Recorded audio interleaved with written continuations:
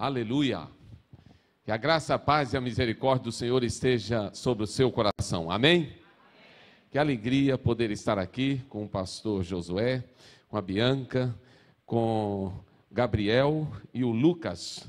E eu quero abençoar a vida da Bianca, do pastor, que Deus continue prosperando essa família e que ela cresça para a honra e glória do Senhor. Que Ele possa gerar outros e outros e outros e outros e outros, e o seu pai, né, vá abençoando essa família. Os irmãos creem nisso? Abraão teve um filho com 100 anos, tudo é possível ao que crer. Eu tenho certeza, Deus vai abençoar essa família, né? Louvado seja o nome do Senhor. Quero agradecer pelo Jaziel, pela sua esposa Silzi, é isso? Silzi. Fomos à casa da Silzi hoje, tomamos um café lá. Ela fez um bolo, irmãos, que maravilha, e aquele pão de queijo gostoso, um bolo de milho. Quero convidar a igreja toda para ir tomar café na casa deles. Vale a pena, os irmãos topam? Então matricule-se após o culto para poder fazer esse café, vale a pena. Eu quero agradecer de coração ao casal, né, por ter nos recebido. Obrigado ao pastor Josué, a sua esposa também, pelo carinho, o amor. Temos nos sentido aqui em casa. E eu fico muito feliz com isso, né? Vamos ter a alegria de ter o seu pastor lá conosco no mês que vem. Nós já tínhamos convidado ele para estar conosco lá e ele aceitou. E a turma está esperando ele lá, já esteve conosco, nos abençoou. E eu tenho certeza que vai nos abençoar. E eu queria fazer um convite, posso? Jesus Vida Verão, o ano que vem, vai acontecer no mês de janeiro, segunda semana, provavelmente do mês de janeiro. E nós estamos sonhando com uma possibilidade que está a caminho. O Jesus Vida Verão vai completar 25 anos. Esse projeto hoje é o maior projeto de praia do país. E Deus tem nos abençoado muito, nos dado muitas vidas ali. São centenas e milhares de vidas que já foram alcançadas pelo poder do Senhor. E no próximo ano nós estamos querendo contar com a participação do Ministério Hillsongs. Estamos convidando eles para estar conosco. E quem sabe Deus vai nos dar essa bênção, e aí você vai poder estar na praia cantando com o Ministério Hillsongs, lá no Espírito Santo. E aí nós vamos ter 100 mil pessoas na praia, adorando o nome do Senhor. E aí você pode participar. Se você não puder ir no mês de janeiro, quem sabe na Semana Santa do ano que vem, você participa conosco do Jesus Vida Sertão. Aí é interior da Bahia. Fomos esse ano para Bom Jesus da Lapa, o ano que vem vamos talvez para Correntina, ou uma das cidades ali, Exu, qualquer outra cidade, Petrolina, né, do interior da Bahia, onde também vamos lá levar o cheiro do conhecimento de Deus. E você é convidado a participar. E a última palavra que eu queria dar, apresentar minha querida esposa, eu queria que ela ficasse em pé, aquela jovem, linda, bonita que está ali, Lucileia, minha esposa. Louva a Deus pela vida dela, pela bênção que ela tem sido no meu coração. Louva a Deus também pelo empreendimento dos irmãos aqui. Os irmãos estão de parabéns, e eu queria incentivar essa igreja a continuar enxergando longe. Não enxergar na ponta do nariz, e nem enxergar na altura do seu olho. Um determinado dia, Deus chegou para Abraão, logo depois que ele se separou do seu sobrinho Ló, que tinha olhado e visto as campinas do Jordão. E o Ló falou assim, é ali, tio, que eu quero. E deixou o lugar podre para o tio, escolheu o melhor, né? E aí Deus falou assim, Abraão, falou para ele, sobe lá naquela montanha. Ele subiu. E aí Deus disse, olha para frente, ele olhou, olha para trás, ele olhou, olha para o lado, ele olhou. Diz, tudo isso eu tenho te dado. Mas Senhor, eu não estou enxergando, mas eu estou te dando tudo. Tudo isso está na Bíblia. Olhe em todas as direções. Olhe o que você vê, o que você não vê. Eu estou te dando, Abraão. Deus vai fazer isso aqui. Você crê nisso? Deus está dando a você o que você vê e o que você não vê. O pastor Josué já tem subido a montanha. E Deus já tem dado isso a ele. Vai dar a você também, se você crer, o que você vê e o que você não vê. Porque o nosso Deus é Deus de possibilidades. É um Deus estrategista, é um Deus que tem um propósito no coração da sua igreja, de gerar na sua igreja um amor pelas vidas, para que a igreja invada esses condomínios todos que há aqui, a igreja espalhe o cheiro do conhecimento do Senhor aqui, e que as pessoas corram para esse lugar dizendo, nós também queremos Jesus. E eles também tenham a mesma alegria, o mesmo prazer que vocês estão tendo nessa noite. Bem, eu queria convidar você para abrir aí a sua Bíblia, ou seu celular, outro qualquer possibilidade que você tenha de leitura da Bíblia, e eu queria que você abrisse a sua Bíblia no texto de 1 Reis, capítulo 4, e eu queria conversar um pouquinho com você nessa noite sobre esse texto. Segundo Reis, capítulo 4, nós vamos ler esse texto responsivamente. Segundo Reis, capítulo 4, do versículo 1 a 7. Só para ajudar a galera que está procurando, Segundo Reis fica depois de 1 Reis, ajuda um pouco, né? Então vamos lá, acha aí na sua Bíblia, Segundo Reis, capítulo 4, e nós vamos ler de 1 a 7. Tudo bem? Quero também abraçar os pastores aqui da igreja, a cantora Ariana, né? Ariane, lá de BH, meu amigo Evandro, não é isso? Esposa do Evandro, que é filho do pastor Luiz, que é meu grande amigo. Ariane, Deus abençoe você, abençoe os bebês que estão aí. Sempre tem um atrás do outro que a gente não consegue ver. Então, que Deus abençoe a sua vida, viu? Abençoe a família. Eu vou dar os parabéns ao Aloysio também. Alegria. Vamos lá? 2 Reis, capítulo 4, do versículo 1 até o versículo 7. Vamos fazer a leitura responsiva. Ora, uma dentre as mulheres dos filhos dos profetas clamou a Eliseu, dizendo: meu marido, teu servo, morreu, e tu sabes que o teu servo temia ao Senhor. Agora acaba de chegar o credor para levar-me os meus 2 filhos para serem escravos. Repita comigo: e tu sabes que o teu servo temia ao Senhor. Vocês, 2.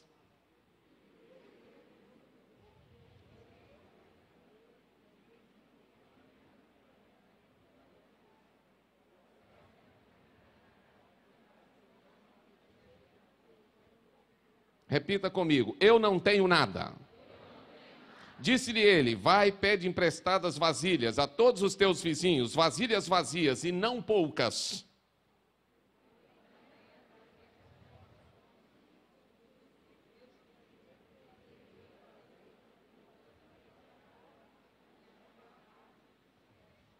Repita: entra, fecha a porta, depois de você e seus filhos. Então ela se apartou dele. Depois, fechada a porta sobre si e sobre seus filhos, estes lhe chegavam as vasilhas e ela as enchia.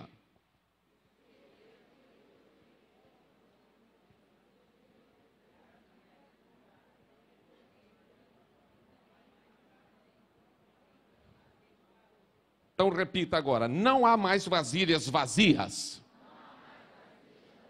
Veio, pois, e o fez saber ao homem de Deus, e ele disse: vai, vende o azeite, paga a tua dívida, e tu e teus filhos vivei do restante. Que Deus abençoe a leitura da sua palavra, amém? Nós vamos ver um clipe agora rapidinho, Fila. Eu queria que o irmão colocasse, preste atenção nesse clipe agora. É rapidinho, ok?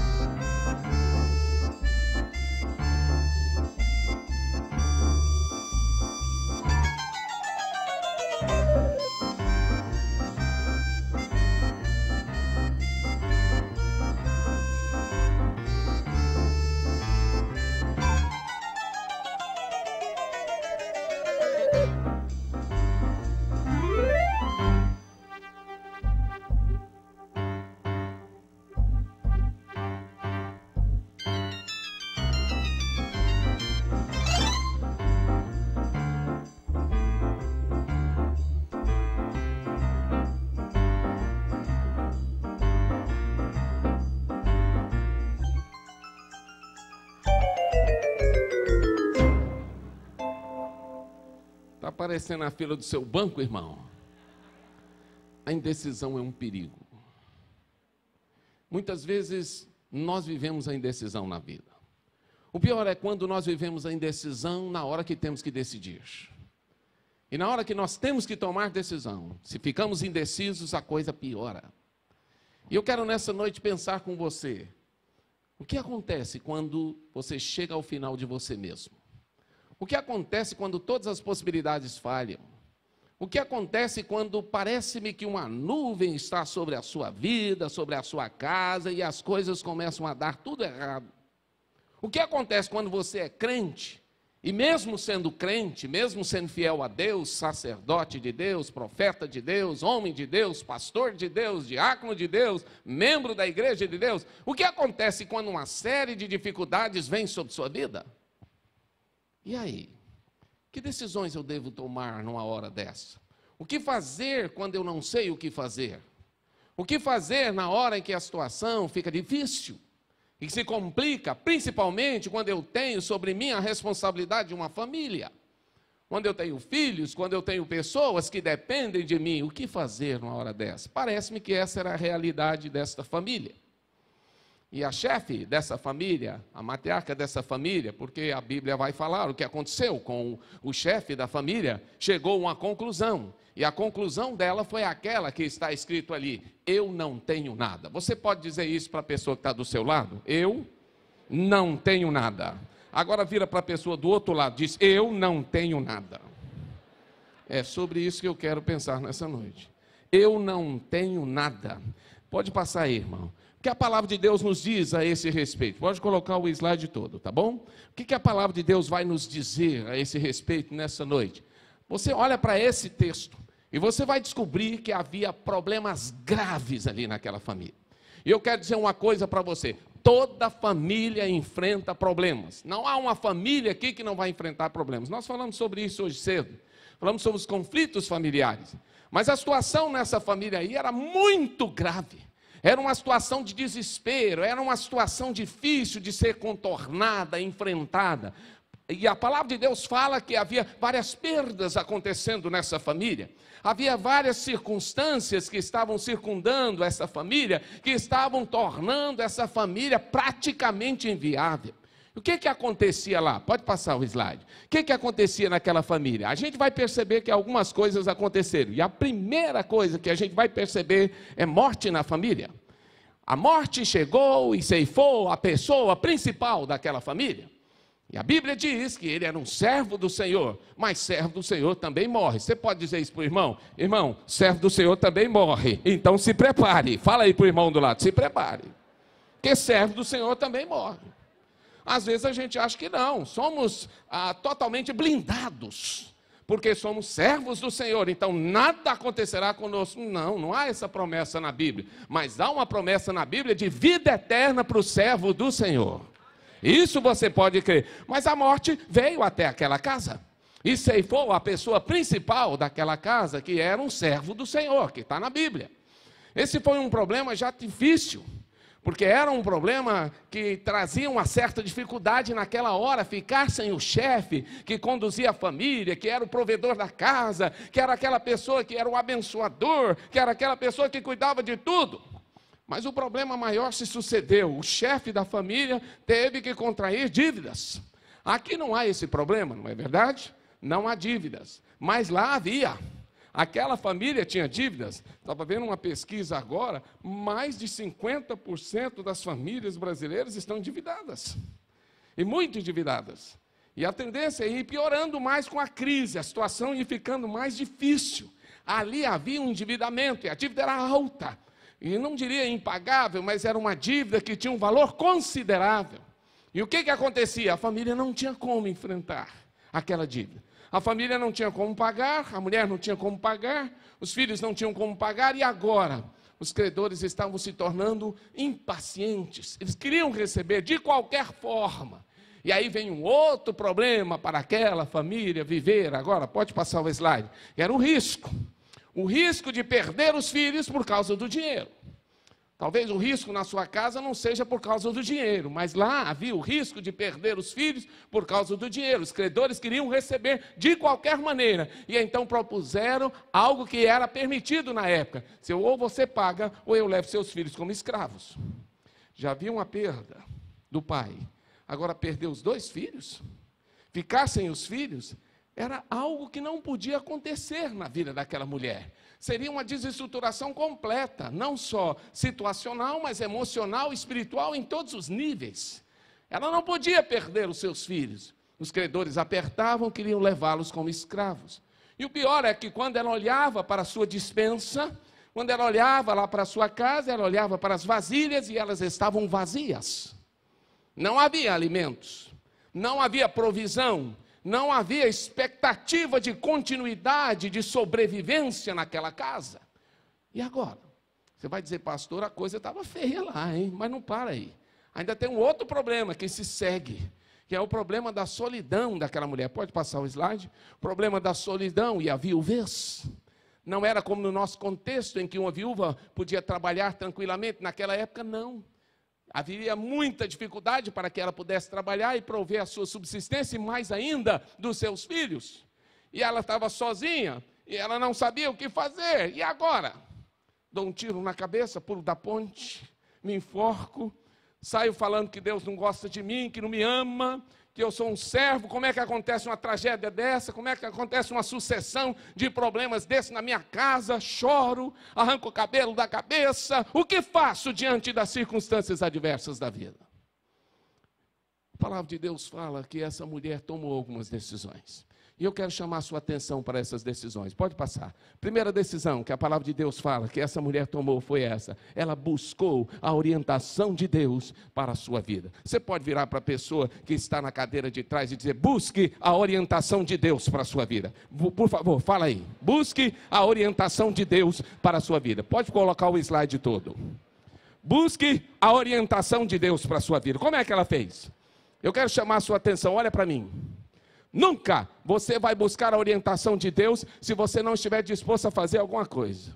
A mulher falou, eu vou sair da minha casa. A minha casa está pesada, a coisa está difícil, a nuvem está parada sobre a minha casa, não tem nada na despensa, tem luto dentro da minha casa, tem gente querendo prender os meus filhos. E aí ela foi. Só que ela disse, só que eu vou me levantar daqui e eu vou em direção a Deus e ver o que Deus tem a me dizer. Deus sempre tem alguma coisa a lhe dizer se você buscá-lo de todo o coração. Não importa a circunstância que você esteja. Não importa se você está em luto. Não importa se você está endividado. Não importa se você está em crise. Não importa se você está mal consigo mesmo ou com o outro. Deus sempre tem alguma coisa a dizer. E a mulher chega lá e procura o profeta Eliseu. E quando ela fala com o profeta Eliseu e que ela conta a sua história, o profeta fica tão estupefato, isto é, pasmado, isto é, apavorado com o que ela conta, que o profeta diz assim, o que eu vou fazer? Pastor Josué, eu não sei se já aconteceu isso com o irmão, mas comigo já. De algumas pessoas contarem algumas coisas para a gente, no gabinete, e a gente dizer, Deus, me orienta. O que eu vou falar para essa pessoa aqui, Senhor? Porque a situação é tão escabrosa, é uma situação tão difícil, é uma situação tão incontornável, é uma situação tão grave, que você fala, meu Deus, o que eu vou falar para essa mulher? O profeta Eliseu, exatamente isso que ele disse. Aí no texto da Bíblia, o que eu vou dizer? Eu imagino que naquela hora ele mandou as setinhas de oração. Deus, me fala aqui, me dá a palavra aqui. Senhor, eu preciso de uma orientação sua para orientar essa mulher. Por quê? Ela apresentou as dificuldades e os problemas a Deus. Ela foi à casa de Deus para isso, para abrir o coração, rasgar o coração. E eu quero incentivar você a fazer isso nessa noite. Não importa se o seu problema é grande, pequeno, médio, se é uma coisa boba, abra o teu coração para Deus. A palavra de Deus diz isso, e o Senhor Jesus falou isso, lá em Mateus capítulo 11, ele diz, vinde a mim todos vós que estáis, e eu, ele chama você, vem, apresenta a tua demanda, vem, apresenta as tuas razões, vem, apresenta o teu choro, vem, apresenta a tua crise, vem, apresenta, vem, o Senhor sempre está convidando, e Ele convida porque Ele tem condição de resolver. Ninguém faz esse tipo de convite. Você não vê Confúcio fazendo esse tipo de convite? Maomé fazendo esse tipo de convite? Krishna fazendo esse tipo de convite? Homem nenhum no mundo diz, vinde a mim todos que estáis cansados, e eu aliviarei você. Não existe isso. Putin não pode fazer isso, Obama não pode fazer isso. Ninguém no mundo tem condição de fazer isso, mas o Senhor Jesus tem. Então você pode ir a ele? Pode. Você pode atender o convite dele? Pode. Porque ele tem autoridade para te ouvir e para dar solução àquilo que você precisa. E a palavra de Deus diz que naquela hora, o texto bíblico diz que Deus falou ao coração dela por intermédio do profeta. Sabe, Deus quer falar ao seu coração. E ele usa N circunstâncias. Determinado dia, Davi morava num lugar chamado Ziclag. E Ziclag foi invadida pelos amalequitas. Eles entraram lá, arrasaram Ziclag, colocaram fogo. Davi tinha saído com os homens dele para ir até o deserto, para fazer algumas incursões no deserto, para conseguir comida, para conseguir despojos, para conseguir alguma coisa. Quando ele chegou, a cidade estava queimada, as mulheres e as crianças tinham sido levadas. O texto bíblico diz, se você abrir a sua Bíblia, você vai ler, que Davi chorou, mas chorou, e os homens choraram até não ter mais forças. Você já chorou a esse nível? Eu já chorei, mas chorar até não ter mais forças? Chorar até não ter mais nada para chorar, até não ter mais lágrimas, porque chorou demais. Mas naquela hora em que eles choraram, falaram, lamentaram, etc, alguém disse, quem é o culpado? Na hora do choro, via de regra, a gente quer eleger um bode expiatório. E o texto bíblico diz que naquela hora, então, resolveram eleger um bode expiatório para aquela situação. Por que aconteceu tudo aquilo? E elegeram, sabe quem? Davi. Mas a Bíblia diz, lá no finalzinho do texto, mas Davi refugiou, ou confiou, ou buscou ao Senhor. Mas Davi buscou ao Senhor. Talvez alguém esteja com a mão em riste. Talvez alguém esteja apontando para você, dizendo, você é o errado, você é o culpado, você é isso, é aquilo, etc. E talvez até seja. Mas você precisa ter esse mais, esse porém, esse contudo, todavia na sua vida. Você dizer, mas eu confio no Senhor. E aí Davi vai e diz para Deus, Deus, eu quero saber, Senhor, se eu devo ir atrás desse pessoal, e se eu vou trazer de volta a minha família, as mulheres que foram levadas e as crianças. Senhor, eu devo ir atrás. O Senhor disse, vai.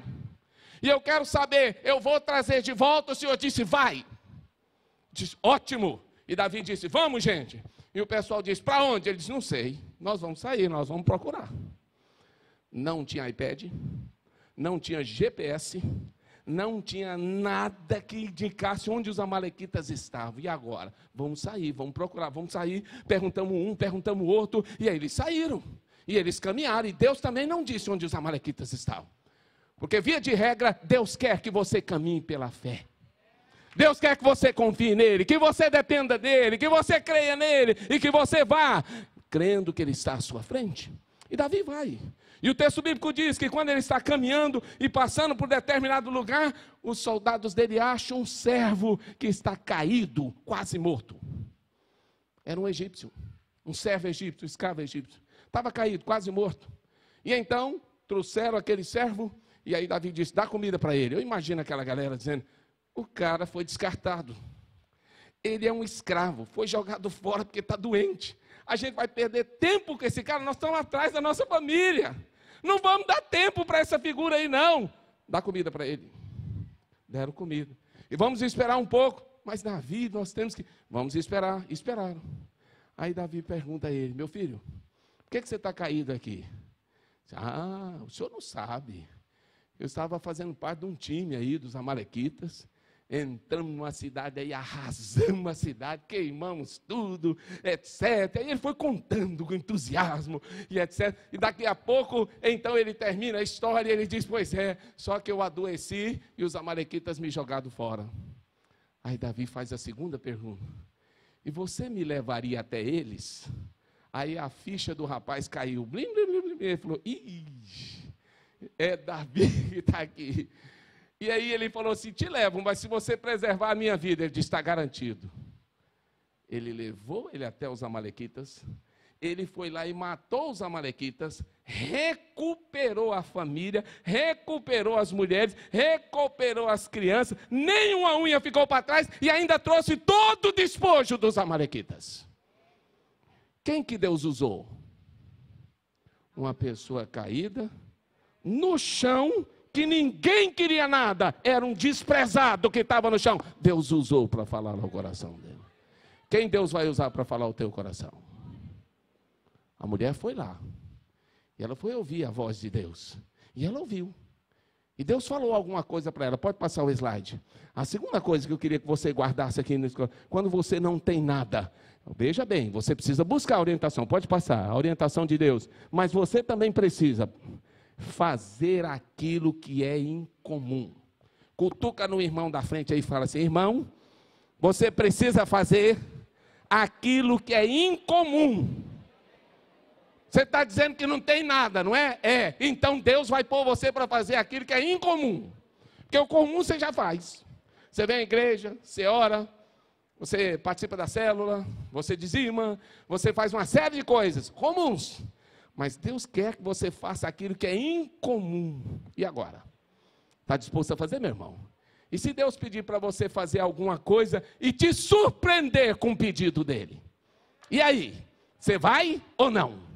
Você fala: Senhor, eu achei que não era assim. Tem. Você está dizendo que não tem nada, não é? Então tá. Vai e pede vasilhas emprestadas aos seus vizinhos. Senhor, mas o que as minhas vizinhas vão falar? Não quero saber. Vai lá e pede as vasilhas. E outra coisa, é para pedir muita, não é para pedir pouca não. É muita.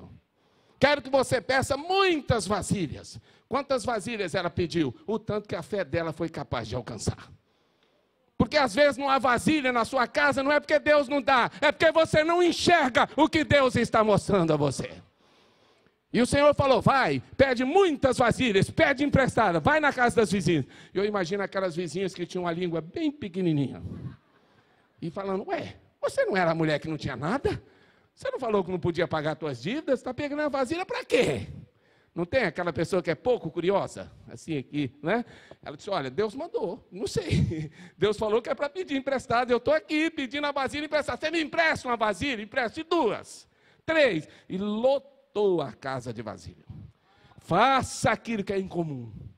Porque se você fizer o incomum e crer no que Deus está te falando, coisas tremendas vão acontecer na sua vida.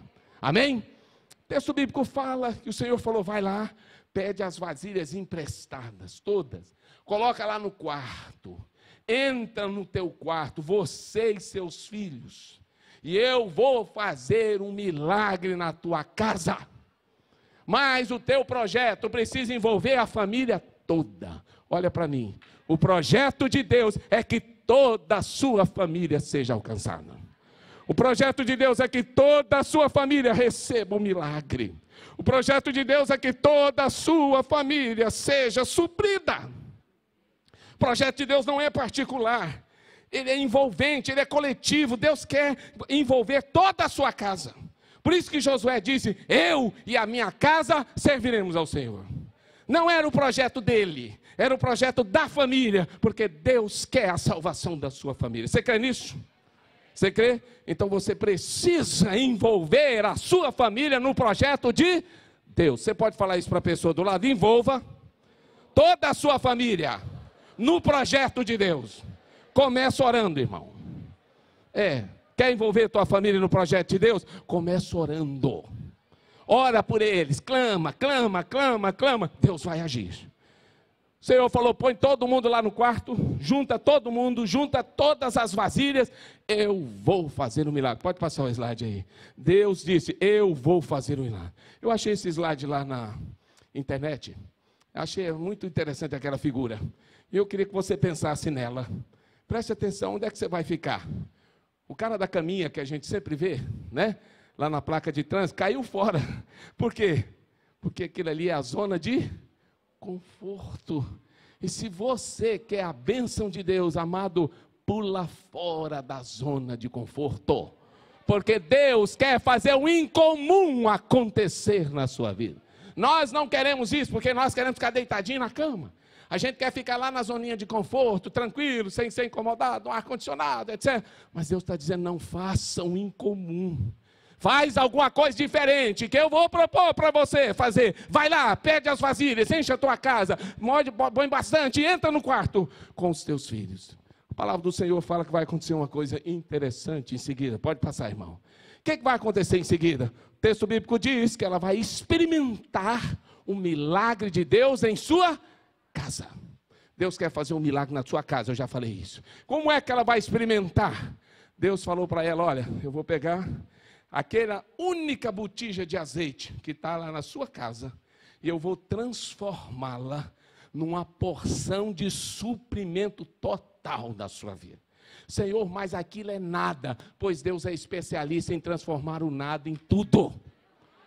Ah, Senhor, mas aquele lá não dá para nada. Dá sim, dá para tudo. Deus pegou 5 pães, Jesus pegou 5 pães e 2 peixes e alimentou uma multidão. Primeira vez, 5.000 pessoas. Segunda vez, quase 10.000 pessoas. E contando com as mulheres, etc., tinha muito mais pessoas. Que a Bíblia fala dos homens. Mas preste atenção numa coisa. Ao final, aqueles que falaram que aqueles peixes não davam para nada, e que aqueles pães não iam dar para nada, porque eles falaram, Jesus, tem um rapaz que tem 5 pães, 2 peixes, mas o que é isso para essa multidão? Isso não dá para nada, Jesus. Os que falaram que não ia dar para nada, foram os que carregaram os cestos no ombro, cheios até a tampa, para trazer a Jesus e dizer, sobrou isso aqui, Jesus. Ele disse, eu sabia. Eu já sabia que ia sobrar. Eu já sabia que ia transbordar. Quem não sabia eram vocês. Porque muitas vezes nós achamos que nós não temos condições e não temos mesmo. E nós falamos, eu não tenho nada e não temos mesmo. Mas o nosso Deus é o Deus de todas as possibilidades. Ele é o Deus do impossível. E a mulher agora vai ter uma experiência, porque Deus vai multiplicar aquilo que parecia nada. Você pode passar aqui, irmão? Deus vai multiplicar aquilo que parecia ser nada. As vasilhas estão lá. Só tem uma garrafinha de azeite, mas essa garrafinha de azeite, que era nada, encheu todas as vasilhas daquela casa. Será que o Senhor quer também transbordar a sua vida? Quer. Quer. Mas isso só vai acontecer se houver obediência, se houver fé, se houver determinação, se houver coragem, se houver desejo de fazer aquilo que Deus manda. E lá estavam os filhos entregando a vasilha para a mulher, e a mulher enchendo a vasilha. E a Bíblia diz que foi enchendo, enchendo, enchendo, até que ela disse, traz mais uma. E ele disse, não tem mais vasilha. Você quer experimentar esse transbordar de Deus na sua vida? Obedeça o Senhor. Faça aquilo que Ele manda. Creia na promessa. Faz e envolva a tua casa. Porque o propósito de Deus é gerar abundância na tua casa. Deus quer fazer isso. A palavra do Senhor fala que as vasilhas todas estavam cheias, transbordantes. Eu imagino a alegria no coração, porque era um milagre visto por eles. Cada vasilha cheia era um milagre novo. Encheu essa, será que vai dar para outra? Encheu a outra, será que vai dar? Encheu a outra. E foram enchendo, enchendo, e era um milagre após o outro. Deus foi fazendo isso. E o texto bíblico continua, vamos lá? A palavra do Senhor fala que agora a mulher estava com toda a casa cheia. E o que a mulher faz? Talvez muitos de nós faríamos o seguinte, está resolvido o problema, não preciso mais de Deus, né, pastor Josué? Não preciso mais da igreja, porque já resolveu o problema do meu casamento, meu problema financeiro, já resolveu o problema do meu filho, não precisa mais na igreja, não precisa ler a Bíblia, não precisa ir na célula, não precisa de orar, não precisa mais nada, está tudo resolvido, está ótimo. Eu estou com o bolso cheio, né? Ou com o meu coração cheio, ou a minha mente transformada, pronto, está resolvido o meu problema. Não é assim que pensa uma pessoa que realmente busca a Deus. Não pode ser, porque tem que haver um mínimo no nosso coração de reconhecimento daquilo que Deus está fazendo. Isso é no mínimo ingratidão. Aquela mulher não pensou assim. Ela disse, eu tenho que voltar a Deus. Irmão querido, você só vai a Deus quando tudo está ruim? Você só vai a Deus com o carrinho do supermercado vazio? Para Deus encher? Ou você também vai a Deus quando o carrinho está transbordando? Ou você também vai a Deus quando você está abençoado e quando as coisas estão fluindo na tua vida? E eu não estou dizendo só financeiramente, não. Em todos os sentidos. Porque há algumas pessoas que pensam assim, erradamente. Se eu estou bem, eu não preciso de Deus. Não é o contrário. Se você está bem, aí é que você precisa de Deus, porque o diabo está de olho em você, meu irmão. Ele quer te derrubar, passar o rodo. E pode ter certeza que se você está bem, o inimigo vai fazer tudo para desestabilizar você. Pode ter certeza, porque o objetivo dele está claro, João 10:10. E aí o texto bíblico diz que a mulher então resolveu pedir direção de Deus. Fala para a pessoa que está aí pertinho de você, peça direção de Deus. Quando tudo vai bem, na tua vida também. peça a direção de Deus. A mulher foi à casa de Deus. E quando ela chegou lá na casa de Deus, ela disse: profeta, você não sabe o que aconteceu. O quê? Deus fez muito mais do que eu pensei. Deus mandou eu pedir as vasilhas, eu pedi. Deus mandou eu entrar no quarto, eu entrei. Deus mandou eu colocar minha família lá dentro, eu coloquei. Deus mandou eu encher cada vasilha e Ele encheu todas as vasilhas. Profeta, na minha casa há um transbordar de Deus. Você já chegou aqui nessa igreja e falou: pastor Josué, na minha casa há um transbordar de Deus. Eu vim aqui testemunhar. Quero que o irmão ore agradecendo ao Senhor por isso. A mulher estava nessa perspectiva. Há um transbordar de Deus na minha casa. Eu imagino que ela pensava assim: bem, eu vou falar, vou finalizar, o profeta vai falar assim: tá bom, meu irmão, Deus te abençoa, dá o dízimo, dá a oferta, vai embora agora. Deus, não, mas Deus tem sempre um segundo desafio para nós. O primeiro desafio era um desafio de fé. Era o desafio de ir, conseguir as vasilhas, encher as vasilhas e então experimentar o milagre. Mas agora tem um segundo desafio, pode passar o slide. Qual é o segundo desafio? Ela recebeu um novo desafio. Pode botar tudo. É um tríplice desafio. E qual é o desafio que Deus tem para ela? Primeiro desafio. Lê para mim o que está escrito ali. E os diáconos da igreja? Pessoal da ação social? A galera que ajuda as viúvas, os pobres, desvalidos, as irmãs e os irmãos que são mais, humildes. E cadê esse pessoal? É você. Vai e vende o azeite. O que você vai poder fazer, Deus não vai mandar ninguém fazer no seu lugar. É você. Deus quer que você faça aquilo que Ele manda. Vai e vende o azeite. Pronto, a mulher sai na cidade. Alô, quem quer comprar azeite? Olha aqui, estou vendendo azeite. Ah, meu irmão, a mulher vendendo azeite na cidade. Eu imagino o povo da cidade com a cabeça totalmente assim, pensando: o que aconteceu? Ganhou na cena? Mega Sena? Casou com um marido rico? O que aconteceu? Você vendendo azeite? Você não tinha nada? Você não era a mulher que falou: eu não tenho nada? Você não é a pessoa que não pode, etc. E você não sabe o milagre que aconteceu na minha vida. Vai e vende o azeite. Deus quer que você compartilhe o que Ele está fazendo na sua vida. Mas o Senhor deu uma segunda palavra para ela. Qual foi a segunda palavra para ela? Paga as suas dívidas. Você pode falar para o irmão do lado? Paga as suas dívidas, irmão. Deus não quer que o crente seja enrolado, mal pagador. Deus não quer que você seja nó cego. Deus não quer que você seja um 171, Deus não quer, meu irmão. Não, você é servo.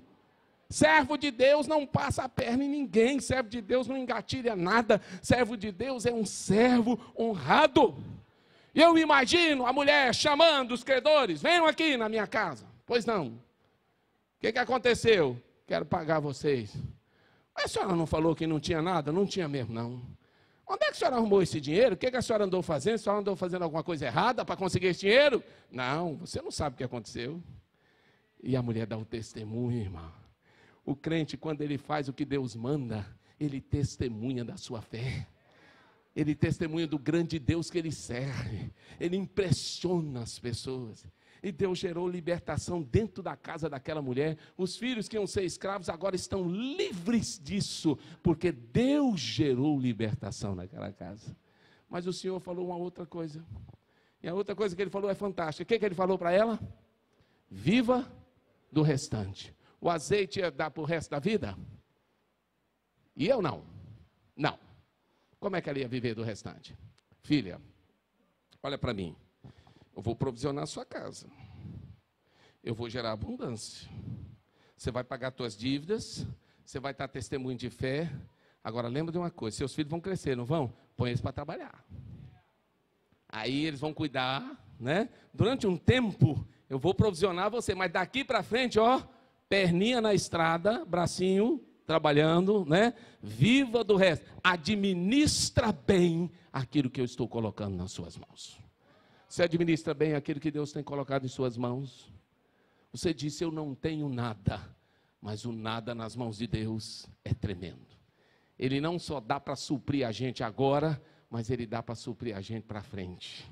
Ele dá para suprir a gente enquanto a gente depende de Deus e usa bem aquilo que Deus coloca na nossa mão. Administra bem aquilo que Deus colocou na sua mão. Mas começa administrando a sua casa. Começa administrando a sua vida espiritual. Começa administrando as suas finanças. Começa administrando tudo aquilo que Deus está colocando em suas mãos. Deus está te dando para que você não possa viver de uma forma errada, equivocada, mas uma forma que glorifique a Ele. A Bíblia não diz, mas eu imagino agora a mulher retornando as vasilhas. E eu imagino ela indo de casa em casa e dizendo, olha, eu queria te agradecer pela vasilha que você me emprestou. Você não imagina o milagre que Deus fez nesta vasilha. Você não imagina o que Deus fez, e ela contando a história para todas aquelas pessoas que ficam impressionadas. E quem sabe, até algumas delas foram experimentar a mesma coisa da mulher, a mesma confiança. Eu quero terminar agora pensando com você. E eu queria que você pensasse agora comigo. Ali é uma representação da mulher e os 2 filhos. Pode passar. Eu queria que você pensasse agora, será que você tem, como aquela mulher, problemas? E talvez você diga para si mesmo, eu não tenho nada que possa ser suficiente para enfrentar os meus problemas. Eu não tenho nada. Não há recursos em mim, nem financeiros, nem espirituais, nem emocionais. Eu não tenho nada. Eu me esvaí. Eu estou no meu limite. Eu cheguei ao fim de mim mesmo. Eu não tenho nada. Amado, eu quero convidar você a fazer aquilo que a palavra de Deus diz. Apresente a Deus o seu nada. Apresente a Deus aquilo que incomoda. Aquilo que você não tem como enfrentar. Aquilo que o desafio é maior do que você. Davi fez isso. Quando o gigante estava diante dele, ele diz, Deus, o Senhor sabe que eu, humanamente falando, eu não tenho como vencer. Mas eu quero dizer para você, Golias, que eu estou aqui em nome do Senhor dos Exércitos. Não sou eu quem vou derrubar você, é o Senhor. E eu quero dizer uma coisa, não é você o único que Deus derrubou, não. Antes de você, Deus já derrubou um leão e um urso. E também não seria o último, porque haveria outros desafios a serem vencidos. O desafio que você tem nessa noite não é único na tua vida. E nem será. Haverá outros. Mas eu quero desafiar você nessa noite a caminhar em direção a Deus. E dizer, Deus está aqui, ó. O desafio é esse, eu não tenho nada. Apresente a Deus o seu nada. O seu coração, a sua dificuldade, a sua impossibilidade. Mas a Bíblia diz, faça o que Deus mandar. E se Deus nessa noite pedir para você se render completamente a Ele? E se Deus pedir para você dar um cavalo de pau na sua vida, de 180 graus? Sair dessa direção e ir para aquela? E se Deus disser para você que você tem que abandonar aquilo que lhe dá mais prazer? E aí? Você vai obedecê-lo? Ele vai pedir o incomum. O comum você já faz, mas o incomum ele vai pedir. Agora eu garanto uma coisa para você. Se você fizer o que Deus manda, o milagre virá sobre você. O milagre virá. Hoje cedo eu falei sobre isso. Jesus chega no tanque de Betesda. Tem uma multidão lá. Jerusalém está em festa. Jesus podia ir para a festa, mas ele prefere ir onde não há festa, mas onde há tristeza, onde há lamúrias, onde há clamores, onde há gemidos. Ele entra naquele lugar e ele detecta uma pessoa ali. E a pessoa que está ali tem 38 anos de sofrimento. Eu não sei quantas pessoas aqui sofrem há 38 anos, mas Jesus detectou. E ele faz uma pergunta àquele homem. E a pergunta dele parece absurda. Eu e o pastor Josué, imagino os pastores que estão aqui, nunca entramos num hospital, numa clínica médica e fizemos essa pergunta. Você quer ficar bom? É difícil você chegar para um paciente, numa UTI, e dizer, escuta, você quer ficar são? Não, eu quero morrer. Eu estou aqui porque eu vim para morrer, eu vim aqui para sofrer, vim aqui para tomar agulhada, vim aqui para ser operado várias vezes. Você não faz essa pergunta.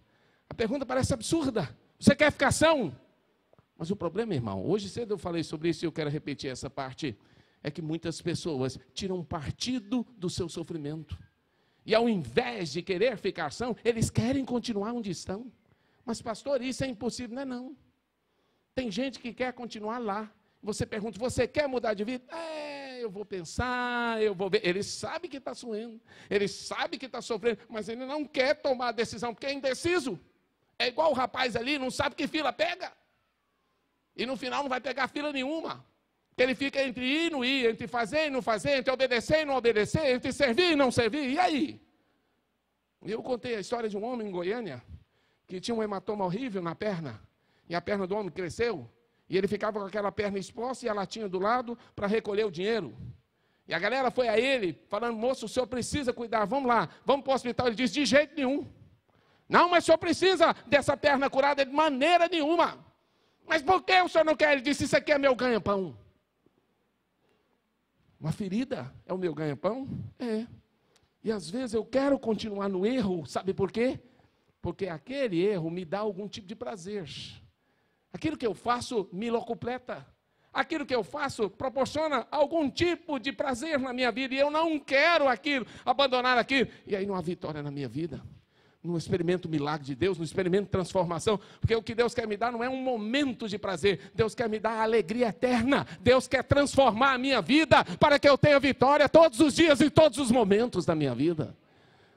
É interessante, e a palavra do Senhor fala, você só pode experimentar o milagre se obedecer, e o Senhor diz, moço, o senhor quer ficar são? Ele apresenta 3 problemas para o Senhor. Senhor, primeira coisa, eu não tenho quem me ajude. Ele disse, não tem, tem agora, eu estou aqui para te ajudar. Senhor, não tem ninguém para me levantar, pois tem uma mão aqui estendida para você agora, eu já te ajudo a te levantar.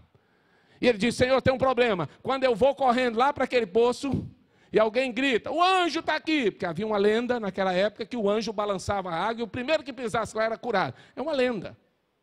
E tem muita gente crendo nas lendas, crendo na fenomenologia, que muitas vezes apresenta ilusões. E aquele homem cria numa ilusão, e ele estava ali pensando que o anjo ia balançar a água, e ele diz, toda vez que eu vou, Senhor, toda a galera chega na frente, isso é, eu sou sempre um perdedor. Diz, então você vai ser um vitorioso hoje. Tem 3 palavras para você, você deu 3 palavras para mim, você falou que não tem ninguém que te ajuda, você falou que não consegue ficar em pé, e você falou que toda vez que você vai se arrastando, você chega atrasado. Então tem 3 palavras para você. Pode falar, Jesus, levanta, toma o teu leito e anda. Como? Levanta, toma o teu leito e anda. Ele nunca tinha andado, ele era paralítico. Botar o leito aqui? Como que ele ia carregar uma coisa no ombro se ele não conseguia nem ficar em pé? Andar, como que ele ia andar se ele não tinha firmeza? Só tinha um jeito: fé, obediência e certeza da vitória. Fé, obediência e certeza da vitória. O homem começa. E vai, creque, aqueles negócios tudo, pegando o jeito para ficar em pé. E aí ele daqui a pouco ele está em pé. E aí Jesus falou, agora toma o teu leito. Tem que abaixar. Aí ele vai abaixar. Ele já subiu e falou, será que eu abaixo e levanto de novo? Pode abaixar. Vai abaixar, vai pegar o leito, agora põe no ombro. Aí ele põe no ombro. Agora anda. E agora? Eu obedeço o Senhor ou não? Eu vou cair, eu vou ser um ridículo? A galera toda olhando. Todo mundo assistindo, porque a galera torce para uma derrota, né? É igual o pessoal que está lá assistindo o cara em cima do prédio. Pula, pula, pula. A galera quer o sangue. Né? Eu passo lá na ponte que vai para Vila Velha e Vitória, sempre tem um lá querendo pular, e sempre eu ouço nos veículos que estão próximos. Por que esse cara não pula logo? Porque a gente precisa passar na ponte. É assim. E Jesus falando para ele, anda! Dá o primeiro passo, o segundo passo, o terceiro passo. Daqui a pouco a galera que está ali diz, glória a Deus, aleluia, aleluia. O Senhor quer te colocar de pé nessa noite, você crê nisso? Ele quer fazer você triunfar sobre aquilo que você tem enfrentado derrotas. Ele quer ajudar você a ser um testemunho de fé onde você está. Você crê nisso? Então convido você para curvar a sua cabeça. Eu vou pedir o tecladista para vir aqui agora. E eu quero dizer uma coisa para você nessa noite. Feche os seus olhos agora. Talvez você entrou aqui dizendo, eu não tenho nada. Deus não me ama. Deus não gosta de mim. Se Ele gostasse de mim, eu não estava enfrentando tanta luta, tanta dificuldade, tanto problema. Se Deus me amasse, a minha família não estava vivendo essas tragédias todas, esses problemas todos. Deus te ama, meu irmão. A palavra de Deus fala, no mundo tereis aflições, mas tende bom ânimo, eu venci o mundo. Ninguém enfrentou mais aflições do que Jesus. Ele é especialista nessa área. E se a sua aflição é grande, Ele é maior. E Ele está agora, nessa noite, esperando você aproximar dEle e dizer: Jesus, filho de Davi, tem misericórdia de mim. A mulher foi ao templo, ela chegou lá, rasgou o coração, ela abriu o coração, ela disse: a minha casa desmoronou, está tudo perdido, meu marido morreu, não tem nada para comer, estão querendo levar meus filhos, eu estou sozinha, tem dívida, a situação está difícil. Deus não falou para ela: vai embora minha filha, não tem jeito. Mas Deus falou para ela: eu tenho a solução. E a solução passa pelo quê? Pela obediência. A solução passa pela fé, a solução passa pelo quebrantamento, a solução passa por aquilo que Deus estabelece. E Deus vai estabelecer um momento novo na sua vida nessa noite. Ele quer começar uma nova história. E talvez você diga: pastor, mas não tem jeito. Tem sim, Deus tem jeito para tudo, até para a morte. Ele tem ressurreição para a morte. Deus tem. O que Deus quer é que você entre em intimidade com Ele. O que Deus quer é que você leve o seu projeto para toda a sua casa. Deus quer salvar a sua casa, restaurar a sua casa, abençoar a sua casa. Deus quer encher tudo aquilo que está vazio. Deus quer superabundar na sua vida, porque onde abundou o pecado, superabundou a graça. E Deus quer fazer um transbordar, mas para isso acontecer, você precisa crer. E Deus quer que você se levante para ir em busca das vasilhas, para que Ele possa encher com as suas próprias mãos. E se você fizer isso que Deus fala nessa noite, você vai ser a testemunha na cidade. E você vai poder dizer: eu sou um milagre vivo de Deus, porque Ele transbordou a minha vida com seu azeite. Você crê nisso? Se você crê e precisa desse transbordar de Deus nessa noite, eu quero convidar você para ficar em pé no seu lugar. Pastor, eu preciso.